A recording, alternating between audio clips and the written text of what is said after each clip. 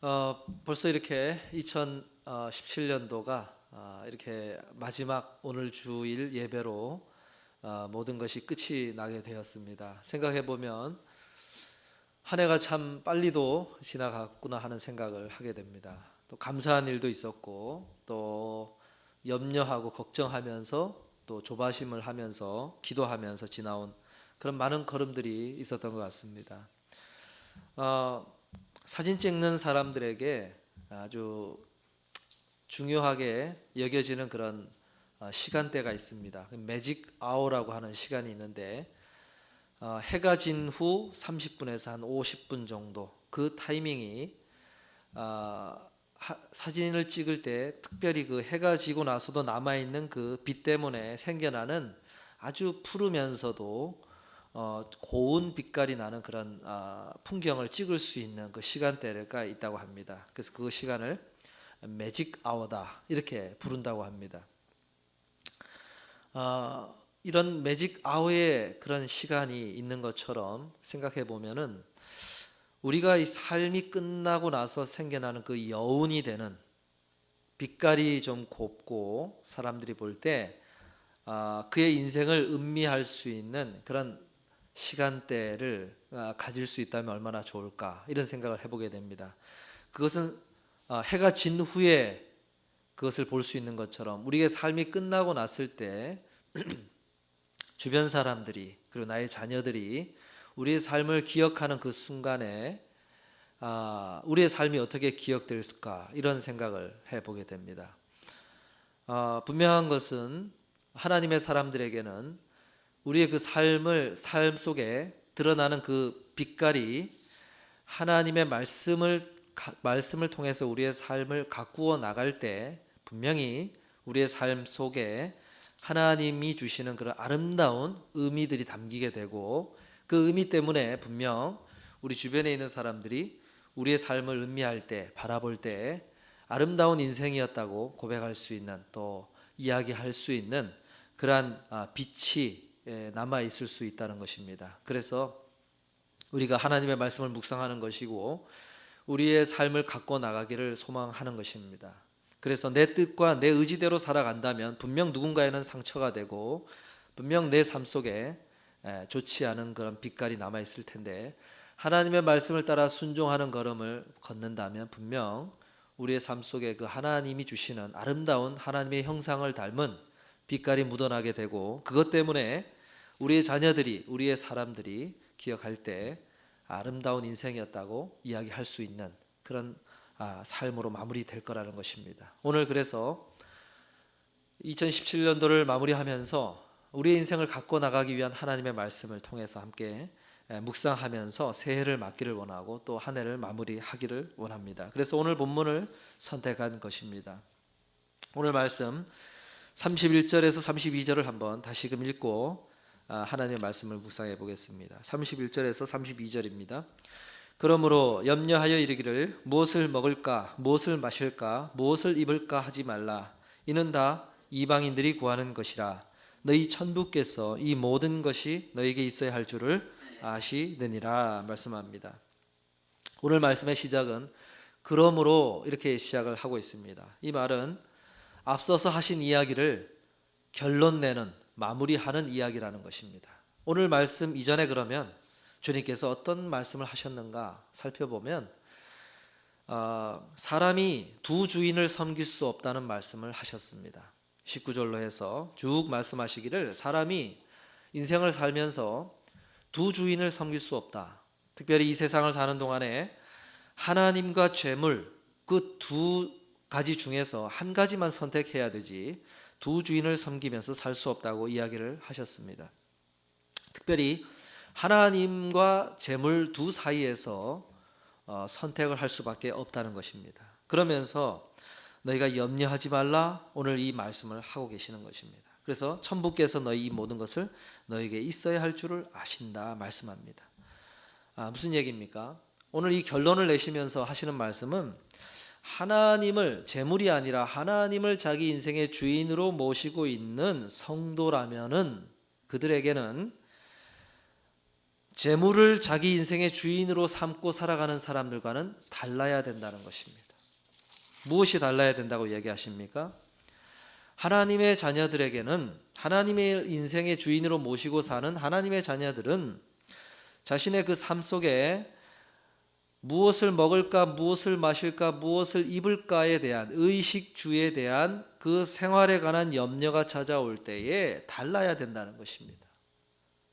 무엇이 달라야 된다는 것입니까? 바로 우리의 인생의 주인 되신 그 하나님을 바라보면서 그분께서 우리가 무엇을 먹고 입고 마시면서 살아가야 되는지, 우리가 무엇이 필요한지에 대한 이 상황들에 대해서 그 우리 인생의 주인 되신 하나님께서 다 알고 계시다는 사실, 그리고 그렇기 때문에 우리의 삶을 살아갈 수 있도록 섭리해 가시고 인도해 가신다는 그 사실을 바라보면서 그 염려 속에 머물러 있지 말아야 된다고 이야기를 하시는 것입니다. 그것이 달라야 된다 이야기를 하시는 것입니다. 여러분, 이 가르침은 우리가 살아가는 삶 속에서 계속해서 반복되어서 등장을 하게 되는 가르침입니다. 하나님께서는 우리들에게 날마다 이 가르침을 가르쳐 주시려고 우리가 생활에 관한 염려가 찾아올 때마다 이 가르침을 하기를 원하시는 것입니다. 그래서 하나님께서 우리가 살아가는 의식주의 문제를 통해서 하나님이 우리 인생의 주인 되심을 가르치기를 원하시고, 그리고 우리가 그 인생의 주인이 누구인지, 우리가 누구를 주인으로 모시고 살아가는 것인지를 발견하게 되기를 원하셔서 계속해서 우리의 삶 속에서 가르치신다는 것입니다. 2000년대 이후로 그 국민 멘토들이 많이 등장을 하게 되는데, 그 멘토 중에 한 사람으로 등장하는 사람이 그 조계종의 법륜 스님이라는 사람이 있습니다. 이 법륜 스님이라는 분이 강연을 한 그 제목을 한 가지 보게 됐는데, 그 제목이 뭐냐면 내가 내 인생의 주인이 되어 행복하게 살겠습니다란 타이틀을 가진 그런 강연이었습니다. 내가 내 인생의 주인 되어 행복하게 살겠습니다.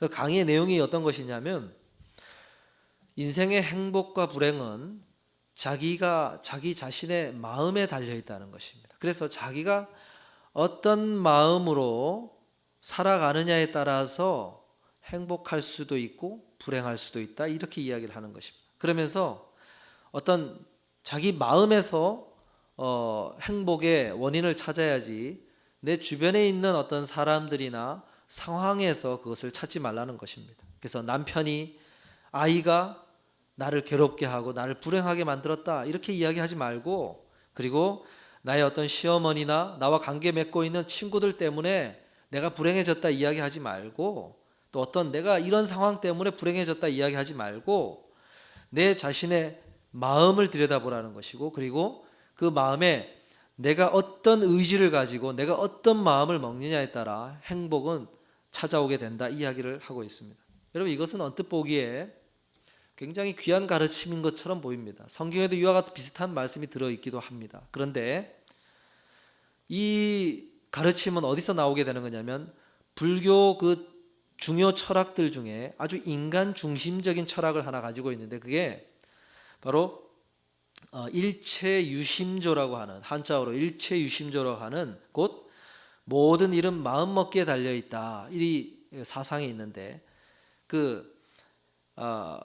자신 인간이 의지해서 인생의 해답을 찾으려고 하는 그 핵심적인 사상을 갖고 있습니다. 그 인간이 자신의 그 의지에서 모든 답을 가지고 있다는 것입니다. 그래서 마음이 곧 부처라고 하는 그 핵심 사상을 불교는 가지고 있는데, 그 의지에서 찾으려고 하는, 인간의 의지, 그 인간이 어떻게 하느냐에 따라서 부처가 될 수 있다고 하는, 신이 될 수 있다고 하는 그 사상에서 이 가르침이 나오는 것입니다. 그런데 여러분, 성경은 우리 자신의 의지에서 답을 찾지 않습니다. 물론 우리의 중심을 들여다보라고는 하지만, 그러나 그것은 우리 그 중심을 들여다보면서 내 자신의 의지에서 답을 찾으라고 성경은 가르치는 것이 아니라, 아무리 내가 나의 의지를 가지고 내 인생을 다스리려고 해도 근본적으로 우리의 삶이 안고 있는 그 불완전함이 있기 때문에 그것을 해소할 수 없다고 성경은 가르칩니다. 그래서 우리가 우리 인생을 창조하신 그 하나님께로 가지 않으면 회복할 길이 없음을 성경은 말씀하는 것입니다. 이 성경은 관계에서 인생의 해답을 찾으라고 이야기하는 것입니다. 어떤 관계입니까? 창조주 하나님과의 관계 속에 우리 인생의 해답이 달려있다고 성경은 가르치는 것입니다. 시편 107편 10절에 11절의 말씀에 사람이 흑암과 사망의 그늘에 앉으며 곤고와 쇠사슬에 매임은 하나님의 말씀을 거역하며 지존자의 뜻을 멸시함이라. 인생이 이렇게 불행하게 된 것은 창조주 하나님을 기억지 않고 그분의 뜻을 따라 인생을 살지 않기 때문에 생겨난 문제라는 것입니다. 그리고 예수님께서 이 땅에 오셨을 때 마태복음 9장 36절에 말씀하시기를 무리를 보시고 민망히 여기시니 이는 저희가 목자 없는 양과 같이 고생하며 유리함이라. 목자가 없는 인생을 살기 때문에 그런 괴로운 인생을 살아가고 있다고 예수님께서 말씀하신 것입니다.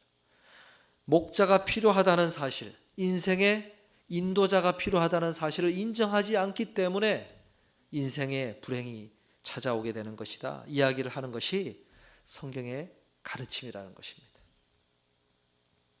여러분, 우리가 한 해를 돌아보면 때때로 엄습하는 걱정과 염려의 순간들이 있었을 것입니다. 젊었을 때는 건강이 있기 때문에 어떤 내가 할 수 있는 능력이 있다고 보기 때문에 우리가 그런 염려와 걱정들이 찾아왔을 때 내 의지와 내 힘과 내 능력으로 인생의 문제를 해결해 가려고 애를 씁니다. 그러나 점점 건강이 사라지고 내 의지가 약해지고 내 능력이 내 인생을 감당할 수 없다고 느껴지는 그 순간이 찾아올 때 어떻게 되는 것입니까? 그 염려 속에 과연 이 염려 가운데 우리가 어떻게 살 것인가? 해답을 찾게 되고 인생의 다른 대답을 구하게 되는 것입니다. 내 의지, 내 능력이 아닌 다른 곳에서 내 인생의 해답을 찾으려고 하는 그러한 마음이 들게 되는 것이죠. 그럴 때에 여러분, 우리는 말씀을 찾게 되고 하나님을 찾게 되고 어떻게 살아야 됩니까? 묻게 되고 그러는 가운데 하나님이 주신 말씀들이 있었음을 우리가 고백하게 됩니다. 그렇지요. 오늘 인생의 주인이 누구인지를 하나님은 우리가 바라보기를 원하신다는 것입니다. 그래서 그 염려들을 하나님이 허락하시는 것입니다. 그 염려들 속에서 그 염려 자체보다도 그 염려들 속에서 해소되어져 가는 그 과정 속에서 우리가 내 인생의 주인이 하나님이시구나를 발견하기를 원하시고 고백하기를 원하시고 그것을 다시 가슴에 새기기를 원하셔서 그 인생의 염려들 속에서 하나님이 우리에게 허락하신 그 과정들이 있었음을 우리가 기억하게 되는 것입니다. 2017년도를 지나올 때 염려가 아예 없었던 것은 아니지만 그러나 우리가 그것 때문에 하나님 앞에 서서 내 인생의 주인이 하나님이십니다를 고백함으로 그 염려들을 지나오게 되었기 때문에 하나님의 자녀들은 염려 속에 머물지 않게 되고 그 염려들 속에 지나게 하시는 그 과정 속에서 발견하게 된 그 하나님을 내 인생의 주인으로 다시금 고백함으로 그 인생의 걸음을 걸어오게 된 것입니다. 그러니 얼마나 감사하게 됩니까? 창세기 22장에 보면 아브라함이 이삭을 하나님께 바치라고 하는 명령을 받고 갈등하는 가운데 그 이삭을 주님 앞에 바치게 되는 과정이 소개되고 있습니다. 그 가운데 아브라함이 고백하게 된 것은 이 자녀의 인생이 주인이 하나님이심을 고백하게 되는 그 고백이 있었던 것입니다. 그렇게 하나님께서는 그 고백을 귀하게 보시고 천년이 흐른 후에 그 자리에 솔로몬으로 하여금 성전을 짓도록 하셨습니다. 그리고 그 성전이 있었던 자리에 하나님께서는 예수 그리스도를 보내셔서 십자가 위에 예수 그리스도를 달리게 하셔서 그곳에서 하나님이 우리에게 주고 하셨던 놀라운 구속의 역사를 일으키셨던 것을 우리가 기억하게 됩니다. 욥의 경우는 어떻습니까? 욥 자신도 자신에게 주어진 것들이 다 사라지고 나서 고백하기를 욥기 1장 21절에 가로되 내가 모태에서 적신이 나와 싸운즉 또한 적신이 그리로 돌아갈지라 주신 자도 여호와시오 취하신 자도 여호와시오니 여호와 이름이 찬송을 받으실지니이다 하고 이 모든 일에 욥이 범죄하지 아니하고 하나님을 향하여 어리석게 원망하지 아니하니라. 모든 인생사를 겪으면서 하나님의 사람들은 이렇게 하나님을 향하여 내 인생의 주인이 하나님이십니다 고백하게 된 것입니다. 여러분, 그러니까 오늘 주신 말씀은 단순히 염려에서 어떻게 너희가 그 염려를 이겨나갈 수 있는가에 관한 말씀이 아니라 우리 인생에 있어서 어떻게 하나님께서 하나님의 나라를 이루어 가시는 귀한 사역들을 어떤 우리 하나님의 자녀들의 그 고백을 통해서 이루어 가기를 원하시는 그런 하나님의 뜻이 담겨져 있는 그런 귀한 말씀이라는 것입니다. 무슨 이야기입니까? 아브라함이 모리아 산에서 하나님을 향하여서 드렸던 그 고백을 사용하셔서 그 고백의 현장들 속에서 성전이 세워지도록 하시고 예수 그리스도께서 십자가를 지시는 장소로 삼으시는 이 하나님의 이루어 가시는 역사들은 하나님이 친히 해가시는 것인데, 그 친히 해가시는 그 하나님의 사역을 어디 가운데서 이루어 가기를 원하시는 것입니까? 하나님의 자녀들이 드렸던 그 고백의 현장들 속에서 그 역사를 이루어 가기를 원하시는 것이 하나님의 뜻이라는 것입니다. 그러니까 우리가 한 해를 돌아보면서 내가 올 한 해 하나님을 향해서 무엇을 하였는가가 중요한 것이 아니라 내가 하나님을 향해서 어떤 고백을 드렸는지가 굉장히 중요하다는 것입니다. 내가 하나님을 향해서 하는 일들은 턱없이 하나님이 해가고자 하시는 그 사역에 비춰보면 턱없이 부족한 것들 뿐입니다. 사실은 하나님이 해가고자 하신 일을 이루어 가시는 것은 거의 모든 것을 하나님이 친히 해가십니다. 그런데 하나님은 그 일들을 해가시는 현장으로 하나님을 향하여 진실된 고백을 드리는 그 하나님의 자녀들인 그 고백의 현장들 속에서 그 일을 하나님이 해가기를 원하신다는 것입니다. 그렇기 때문에 여러분, 다시 물어야 됩니다. 내가 하나님을 위해서 무슨 일을 했는가가 중요한 것이 아니라 내가 하나님을 위하여 어떤 고백을 드렸는가가 중요하다는 것입니다. 내 인생 속에 드린 그 고백을 하나님께서는 사용하셔서 하나님께서 그 고백을 드린 그 현장을 중심으로 하나님이 하나님의 일을 친히 해 가시기 때문에 그렇다는 것입니다. 여러분, 2018년도에도 동일한 어려움들이 찾아올 것입니다. 걱정이 있을 것입니다. 무엇을 마실까 때문에 심히 고민하면서 겪어야 되는 그런 걱정의 현장들이 있을 수 있고, 무엇을 마실까, 무엇을 입을까와 관련된, 내가 어떻게 살아야 될까와 관련된 많은 걱정거리들이 찾아올 것입니다. 그러나 기억하십시오. 그 찾아온 걱정거리 앞에서 내가 내 인생의 주인이 하나님을 진실되게 고백하는 그 고백의 현장을 하나님이 기뻐하셔서 그 고백을 사용하셔서 하나님이 일을 해 가실 것이기 때문에 오늘 그러한 걱정이 찾아왔을 때 내가 하나님 앞에 올려드리는 그런 고백이 있어야 된다는 것입니다. 그래서 한 해를 결산할 때는 여러분, 그것을 가지고 결산해야 되는 거예요. 내가 이런 고민이 찾아왔을 때 내가 이렇게 하나님 앞에 고백하게 되었지, 그 고백이 얼마나 있었는가를 가지고 하나님 앞에 한 해를 결산해야 된다는 것입니다. 주님은 우리가 이 세상을 마치고 주님 앞에 갔을 때 하나님은 물으실 것입니다. 너가 나를 위해 무엇을 하였는가를 묻는 것이 아니라 너가 나를 위하여 그 현장에서 어떤 신앙의 고백을 드렸느냐, 고백을 물으실 것이라는 것입니다. 여러분, 2017년도에 어떤 고백을 드리셨습니까? 교회를 바라보면서, 우리 가정을 바라보면서 상황은 아무것도 달라지지 않았고 너무나 힘들다는 느낌이 왔을 때 그 현장에서 주님을 향하여 하나님이 듣기를 원하신 것은 하나님 앞에 순전하게 고백하는 그 고백의 한마디, 그 고백이었다는 것입니다. 교회를 섬기면서, 어떤 현장을 섬기면서 내가 생계를 위해서 일터에서 하나님을 향하여 드린 그 고백 한마디가 2017년도 하나님께서 받으시길 원했던 그 모든 것일 수 있다는 사실을 여러분 기억하셔야 된다는 것입니다. 2018년도 한 해에 찾아오는 그 현장 속에서 하나님 앞에 순전한 신앙의 고백을 드릴 수 있기를 주의 이름으로 축원드립니다. 여러분, 33절에 같이 한번 읽어보시겠습니다. 33절입니다. 너희는 먼저 그의 나라와 그의 의를 구하라. 그리하면 이 모든 것을 너희에게 더하시리라 말씀합니다. 오늘 33절에 우리가 주목해서 보아야 될 말씀이 있는데 그게 뭐냐면 먼저 먼저라는 단어입니다. 먼저, 그리고 구하라. 먼저 구하라. 먼저라는 뜻은 우선하여 넘버원이 있어야 된다는 것입니다. 먼저, 그리고 구하라는 것은 뭡니까? 부지런히 찾고 간절히 바람으로 계속해서 그것을 추구해 나가는 그런 뭔가 seek하는 그런 구하는 그런 뜻을 가지고 있습니다. 부지런히 찾고 간절히 바라는 것이 있어야 된다는 것입니다. 넘버원으로 내가 구하는 것이 있어야 된다는 것입니다. 항상 어떤 선택을 할 때에 내 삶 속에서 무슨 초이스를 할 때에 가장 먼저 넘버원으로 내가 우선하여 생각하게 되는 것, 그것이 있어야 된다는 것입니다. 그것이 뭡니까? 오늘 본문에서 하나님의 나라와 그의 의를 소개하고 있습니다.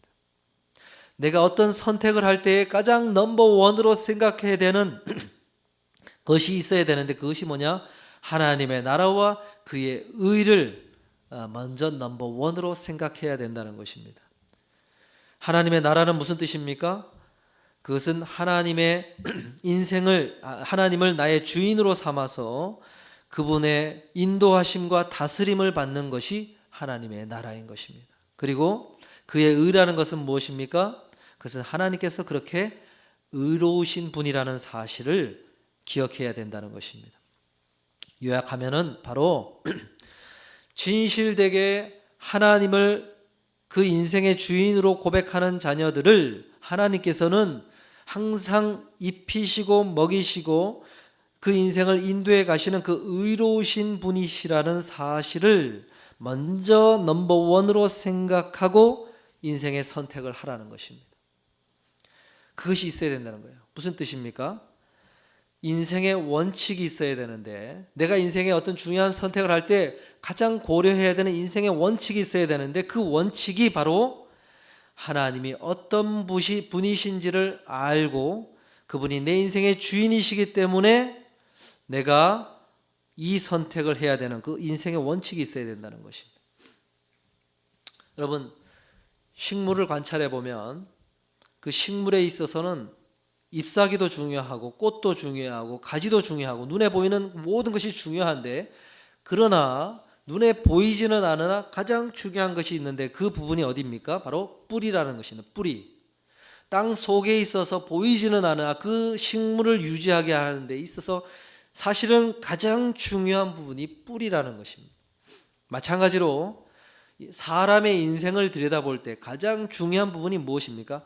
눈에 보이는 모든 것이 중요하겠으나 그러나 마음 속에 있고 우리의 속에 있어서 드러나지 않고 있으나 가장 중요한 것이 있는데 뿌리가 되는 것이 있는데 그것이 뭡니까? 인생의 원칙이 되는 그 인생의 원칙이 무엇인지를 그 사람이 생각하면서 살고 있는지 이것이 가장 중요한 부분이라는 것입니다. 무엇을 가장 중요하게 생각하고 있는지 어떤 선택을 할 때 넘버원으로 생각하는 것이 무엇인지 이 신앙의 인생의 원칙이 되는 것이 무엇인지가 중요하다는 것입니다. 사람의 인생의 원칙은 그냥 평안할 때는 보이지 않습니다. 그러나 그 사람이 인생의 고비를 만났을 때 어떤 걱정의 순간을 만났을 때 염려가 되는 순간을 만났을 때 그 인생의 원칙이 무엇인지가 드러나게 됩니다. 어려움을 만났을 때 그 사람이 어떤 선택을 해가는가를 보면 그 사람이 생각하고 무엇을 가장 중요하게 생각하고 있는지를 우리는 알게 되는 것입니다. 그게 인생의 원칙입니다. 그 사람이 마음속에 어떤 원칙을 넘버원으로 생각하는지를 우리는 그 사람이 어떤 선택을 하는지를 보면서 알게 되는 것입니다. 아이스 브레이킹이라고 하는 활동을 하게 될 때 보면 그 질문이 있습니다. 마음을 오픈하기 위해서 어떤 모임을 할 때 너무 굳어져 있으니까 그 사람의 마음들을 오픈시키기 위해서 어떤 질문들을 생각하게 되고 그 질문에 대한 활동을 하게 되는데 그 아이스 브레이킹이라고 합니다. 그 질문들 중에 어떤 질문이 한 가지가 있냐면 이 인생의 원칙, 우선순위 무엇을 더 중요하게 생각하는지를 우리가 생각해 보게 되는 질문이 있는데 그 중에 질문 한 가지가 이렇습니다. 배를 타고 여행을 가는데 자 무엇을 가지고 갈지를 선택해서 짐을 꾸리라고 이제 이야기를 합니다. 그러면 보통 종이를 나눠주고 여기에 10가지만 한번 적어보십시오. 당신이 여행을 떠나게 되었습니다. 배를 타고. 그러면 무엇을 가지고 갈지 10가지만 한번 적어보십시오 하고 이렇게 종이를 나눠줍니다. 그러면 거기에 항목을 10가지를 쭉 적습니다. 그리고 나서 다시 또 질문합니다. 자, 이제 그 배를 타고 여행을 하는 중에 배가 난파를 당하게 되었습니다. 이제 배가 곧 가라앉기 때문에 구조선으로 옮겨 타야 되는데 구조선에는 배가 작기 때문에 이제 가지고 탈 수 있는 짐을 줄여야만 되는 상황이 생겼습니다. 10가지 중에 이제 3가지만을 가지고 탈 수 있다고 탈 수 있다면 당신은 무엇을 가지고 탈 것입니까? 자, 3가지만 이 10가지 중에서 나머지는 다 버리고 가지고 가야 할 수 있는 3가지만을 남겨놓고 나머지는 다 지우십시오 하고 질문을 던집니다. 그 질문을 던진 가운데서 어떤 것은 XXX, 자, 3가지를 자기는 이걸 가지고 탈 것입니다 하고 그 3가지를 남겨둔 것을 가지고 이야기를 나누게 됩니다. 그 가운데 각 사람이 가진 그 기준들을 우리가 살펴보게 되는 그 활동을 하게 되는 것입니다. 아, 저 사람은 우선순위가 무엇을 중요하게 여기는구나. 우리가 그것을 들여다보면서 서로 다른 우선순위가 어떤 것인지를 같이 보게 되고 생각해 보게 되는 활동을 하게 되는 것입니다. 그렇지요. 그런 인생의 어려운 순간을 만났을 때 우리는 그런 동일한 내가 무엇을 중요하게 여기면서 살고 있는지를 나 자신도 알게 되고 그것을 지켜보고 있는 다른 사람들도 그것을 알게 되는 것입니다. 평안할 때 그냥 아무런 문제가 없을 때는 누구나 성경이 말하고 있는 그러한 원칙들을 지켜가는 것처럼 보입니다. 특별히 하나님의 사람들에게 있어서. 그러나 하나님의 사람이라 할지라도 성도라 할지라도 어려움의 순간을 만났을 때 그가 과연 어떤 기준을 따라 어떤 선택을 하는지를 보면 과연 평안할 때 내 신앙의 원칙으로 가지고 있는 것처럼 보였던 그 원칙들이 다 사라지고 중요하게 내 중심에 자리하고 있는 가장 중요한 원칙이 어떤 것인지를 보게 될 때 나 자신도 놀라고 내 주변에 있는 사람도 놀라게 되고 내가 정말 이것을 하나님의 말씀을 통하여 듣게 된 그것을 중요한 원칙으로 내가 생각하며 살고 있는 것처럼 여겼는데 그렇지 못했구나 하는 사실을 발견하게 되는 우리의 모습들이 있게 되는 것을 우리가 보게 됩니다. 여러분, 하나님께서 우리에게 인생의 어려운 순간들, 염려가 되는 순간들을 허락하시는 이유는